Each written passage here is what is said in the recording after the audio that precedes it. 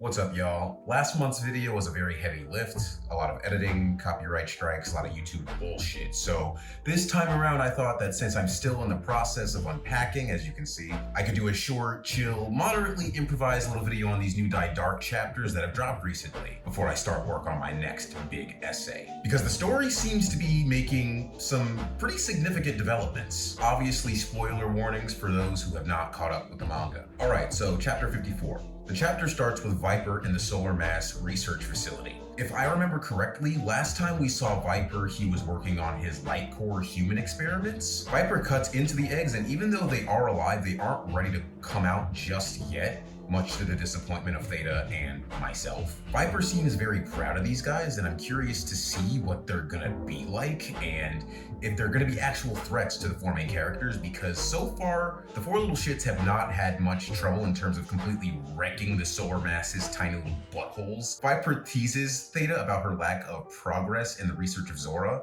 the place that is said to hold the answers to the mysteries surrounding both Dalimaru and Sanko's identities, and the key to using Sanko's bones for their wish-granting properties. Now, Theta starts complaining to herself that she hasn't been given a lot of the Lighthead Order's research, since they're pretty much the only people who know shit about dick about Zora. She reports to her higher up at the Solar Mass, her director, after which she is assigned 6 former researchers from the now dissolved Lighthead Order who were imprisoned for reasons. They all express blatant refusal at the prospect of helping Theta, but then the head of the ritual room basically says that, hey, this isn't the Lighthead Order, either help the Solar Mass or get murked. And they're like, oh man, I fucking hate my life. Theta takes them to their dorm at the research facility and they're all just complaining. Theta tries to reason with them and even brings them snacks, but they are not fucking having it. They express their undying loyalty to the Lightheads, and they basically tell Theta that she's not going to get any of Zora's secrets from them. And then we get to see them Thitties.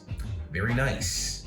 The Gooners are gonna love this. Then a weird creature appears out of the ground and starts wiggling at topless Theta, which I can totally empathize with. But then Theta does something very interesting. She says to the creature, "I'm not giving it back to you." And then the creature disappears. So clearly something's up with Theta. We don't know what she stole or who she stole it from, but it seems like they're pretty pissed at her.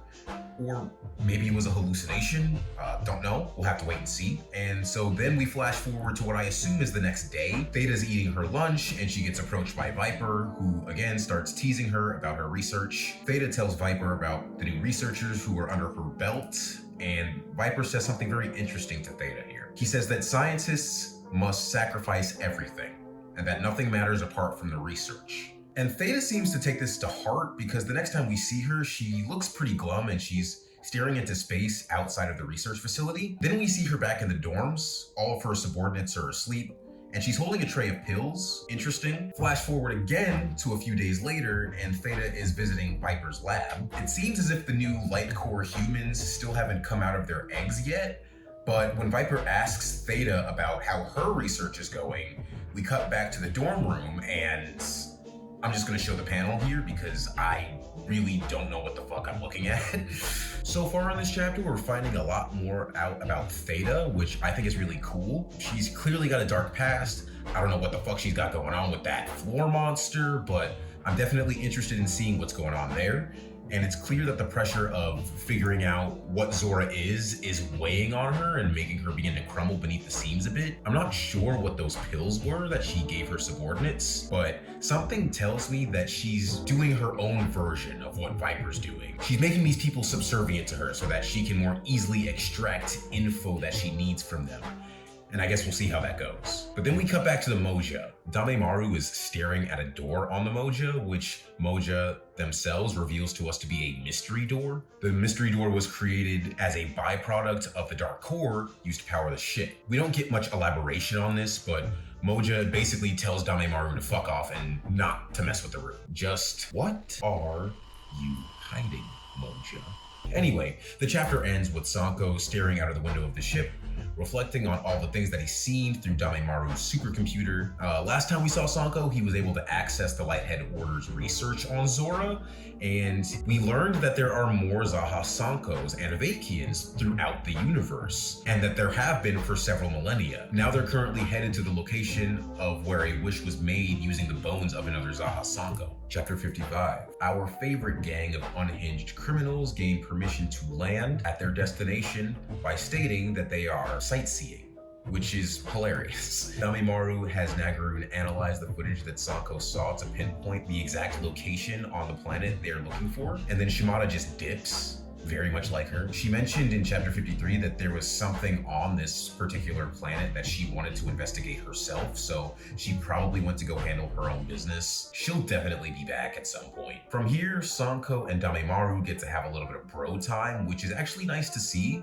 It's good to see Sanko with more consistent people in his life, because Shimada is definitely not a stable source of security. So with time to kill as Nagaroon examines the footage, and with Shimada gone, Damemaru and Sanko decide to see how food on the star tastes. They buy a drink at a local vending machine, and then they get the ball rolling once they do a quick vibe check on the bevies that they do decide to grab. They get lunch at a nearby commercial facility at the spaceport. Sanko seems relieved that no one at this giant food court seems to know who he is, and then Sanko decides to just tag along with Damemaru to get tech for the ship. Then we get some slice of life action.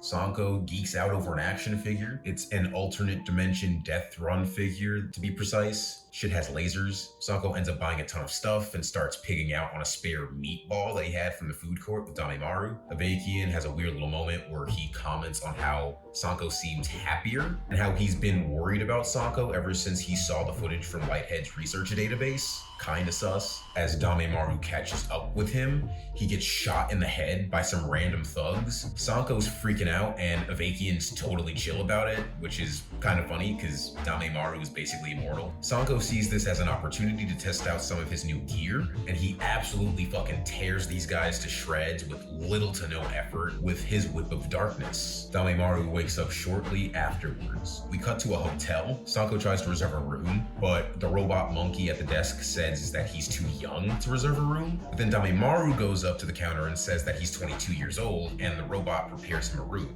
I don't know, guys. Do you guys really think that Damemaru is 16? Because I really just don't know. This feels really sus. Then Sanko points out the obvious and mentions that Damemaru could have just used his mind control powers to get them the room and that he didn't have to lie about his age, which is really funny because I also forgot that he could do that when I was reading this chapter. He hasn't done that in a while. Sanko and Damemaru get to their rooms, and when Sanko sees his bed, he gets super excited because he hasn't slept in a real bed since elementary school, which is really sad. What's even sadder is that he can't sleep on the bed and he ends up crushing it. The bed can't handle his body weight as a result of having grown up on a star with a denser gravity. Really cool world building. Sanko starts freaking out because there's no bed for Shimada, even though Shimada sleeps in the ground and she can sleep flying outside. Then Shimada reappears and just lets us know that she's waterproof. Weird flex, but okay. So she pulls out an album with a cover with the two mountains that the crew was looking for, and Damemaru is able to play the album on Nagaroon and translate the lyrics, which point them to the Galvian ruins, which is on the star that they're currently on. It's said to be home to enormous power. After pulling an all-nighter, doing research, Damemaru is able to book the group a tour for the ruins. The whole group except for Shimada, since she can turn invisible. Nice touch that Shimada was actually off doing recon and not just fucking off completely. Very pleasant surprise. I thought this chapter was kind of cute, super heavy with the slice of life aspect, which Hayashida does give to us pretty often in the series. Also, I am pretty certain that things are about to get really weird. So here we go. Let's get into the latest chapter of Die Dark. Chapter 56 opens on the little shits on their tour ship, surrounded by half-naked waitresses serving steak. One waitress forcibly serves Damemaru alcohol after being told that he is 16. I'm already getting very weird vibes here. We see Shimada following closely behind, clearly experiencing some FOMO. Then their ship goes underwater. Then we cut to the Moja and destruction on the ship, bored out of their minds, which is really funny. The more I think about it, I love these two. We cut back to our four little shits. They're on the ancient ruins of Galgia. One of the waitresses gives Sanko a water cube, which is like the primary mode of transportation used to explore the ruins. There are some really cool panels where we follow Sanko and Damemaru through the ruins, and there are all these fish. The series has been pretty one note so far in terms of like the kinds of environments that we see in the story, so it's really nice to get a chance to get a change in scenery. Eventually, they all end up in what is known as the Tower of Wonder. Then they meet the king of Galgia, Togegria. Togegria tells the group that the Galgia ruins have a strict limit on who is permitted to enter, and that the only way that he and his family are able to preserve the ruins is by giving tours to wealthy individuals. Then he hits him with the craziest stare I have ever seen, and it's fucking hysterical. The king asks Sanko how he and his friends discovered the ruins. Sanko shows the king the album that Shimada brought to them, and it turns out that the compositions on the album were made by the royal family of Galgia. Togegria then leads the group to the heart of the ruins of Galgia, where we see a giant statue of Togegoria, one of Togegria's ancestors, and the man who was carrying Sanko's severed head in that footage that we saw from the Lightheads. Damemaru tells Sanko that these ruins match the criteria for the gathering place of darkness, meaning that this may just be where Zora is located. So we might actually get some much needed answers to some long-standing questions about the identity of these characters and their true motivations. Then the group sees something emerge in the middle of this dark triangle that's floating between the two structures, which is referred to by Togegria as the Dark Trihorn. Then we cut back to Viper in his research room. God fucking damn it, can we just get back to Galgia? Fuck, man, I just want some answers. Dude, like Hayashida, like please, bro, you are killing me. That's so hype. And now we're probably gonna have to wait a month to see what actually comes of this tour, but whatever. On to Viper, I guess.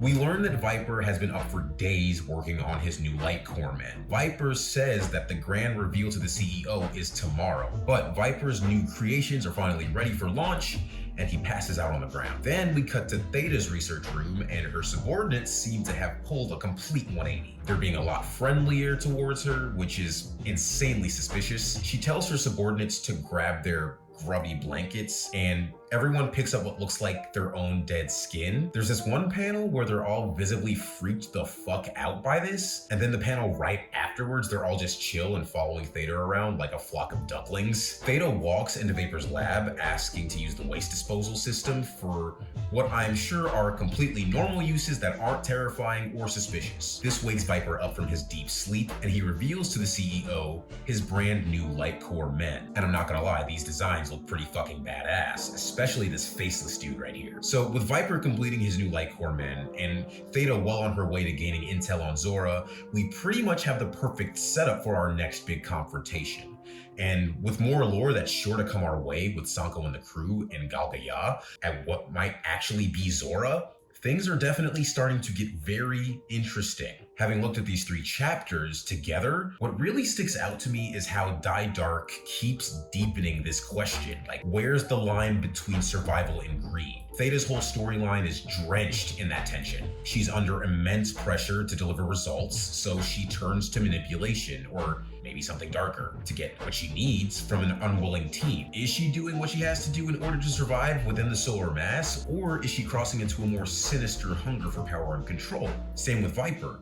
He's not just doing science for the sake of knowledge. He wants to show off, he wants to prove himself, and he wants to make his mark in the solar mass. And at this point, his ambition has completely turned into greed. Then you got the whole Galgia ruin situation. It's a literal monument to survival through exploitation. The king basically tells the protagonist that he lets rich people stomp through his sacred space so that he doesn't fucking die. It is capitalism with a smile, and the moment you question it, you also realize how fucking tragic it is. Even in the chill moments, Sanko shopping, eating, geeking out over toys, it's just fucking distractions from his dire situation, but these distractions are just Sanko trying to feel normal for like 5 minutes in a world where everyone wants to fucking kill him and harvest his bones. And that desire, no matter how simple or relatable, still brushes up against the machinery of greed, because if someone finds out who Sanko is, that piece immediately vanishes. And that's exactly what happened when those thugs shot Damemaru in the head and tried to kill Sanko. In Die Dark, we see that survival is never clean, it is never a simple process. It is very messy, it's very compromised, and it's cruel. And sometimes when the systems that you live under are built on greed, just staying alive can make you complicit. But anyway, that's it for me now. Things are heating up fast, and I genuinely can't wait to see how this all explodes.